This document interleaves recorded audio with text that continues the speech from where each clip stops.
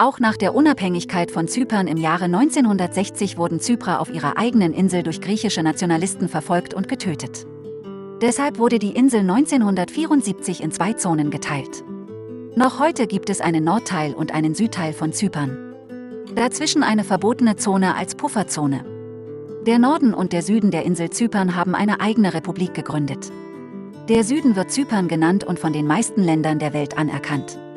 Dieser Teil gehört heute zur EU. Die Republik Nordzypern wird nur von wenigen Ländern als Staat anerkannt.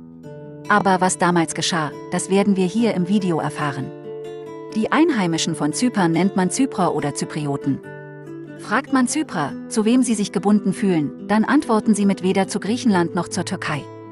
Zyprer sehen sich als eigenes Volk von Zypern.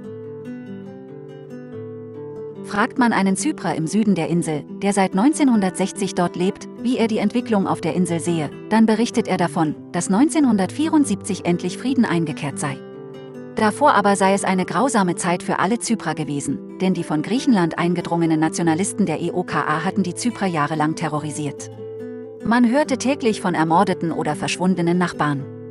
Das war grausam und passierte nur deshalb, weil diese Zyprer eine politische Zugehörigkeit der Insel zu Griechenland ablehnten. Seit 1974 ist Frieden, aber seither hat die Zuwanderung aus Griechenland zugenommen. Es gäbe heute kaum noch einheimische Zyprer aus der Zeit der Unabhängigkeit Zyperns im Jahr 1960. Türkisch sprechende Zyprer findet man heute im Süden nicht mehr, berichtet der im Süden lebende Zyprer. Fragt man auch im Norden einen der Zyprer, dann erzählt auch dieser von den Gräueltaten ab 1955. Tausende Zyprer wurden ermordet. 1 Million Zyprer sind geflüchtet. Erst seit 1974 gab es wieder jenen Frieden wie früher, als Zypern noch eine Provinz des Osmanischen Reichs war. In Nordzypern sieht es noch immer so aus, wie im Türkenreich.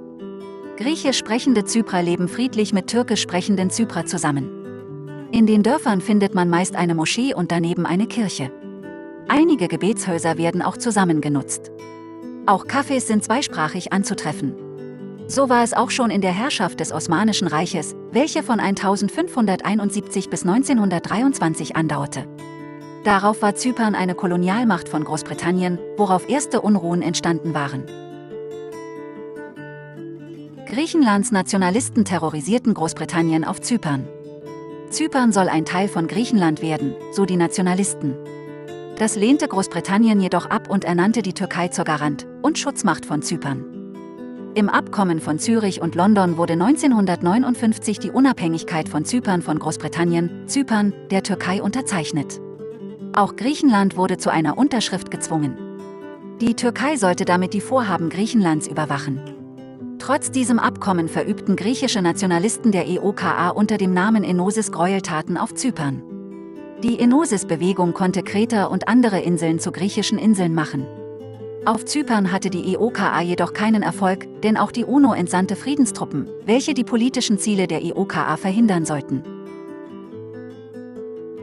Gegen die nationalistische Säuberungsaktion durch die EOKA auf Zypern konnte auch die UNO nichts ausrichten. Es waren insbesondere die türkisch sprechenden Zyprer betroffen, weil sie sich gegen eine Vereinigung Zyperns mit Griechenland aussprachen. 1974 putschten Griechenlands Nationalisten Zypern, um den Anschluss Zypern an Griechenland mit Gewalt zu erzwingen. Kurz darauf gab es eine militärische Operation durch die Türkei, denn sie waren Garantiemacht für die Unabhängigkeit Zyperns. Aus Sicht Griechenlands wurde 1974 der Norden von Zypern durch die Türkei besetzt. Aus Sicht der Türkei war das eine militärische Operation zum Schutz der Zyprer. Fakt ist, dass es in der Republik Nordzypern noch immer Zyprer beider Sprachen gibt und die Enosis damit verhindert werden konnte.